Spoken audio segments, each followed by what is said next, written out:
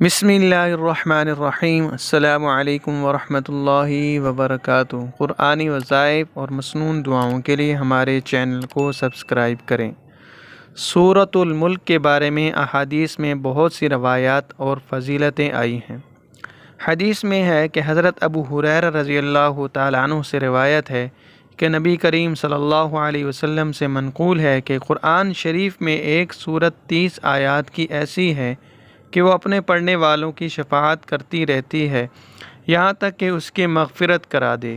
وہ سورت تبارک الذی ہے۔ نمبر 2، فرمان نبی صلی اللہ علیہ وسلم ہے کہ یہ سورت ہر مومن کے دل میں ہو۔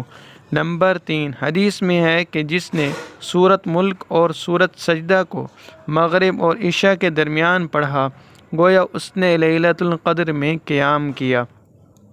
نمبر 4، روایت میں ہے کہ یہ دونوں سورتوں کے پڑھنے والے کے لیے 70 نیکیاں لکھی جاتی ہیں اور 70 برائیاں دور کی جاتی ہیں۔ نمبر 5، روایت میں ہے کہ ان دونوں سورتوں کو پڑھنے والے کے لیے لیلۃ القدر کی عبادت کے برابر ثواب لکھا جاتا ہے۔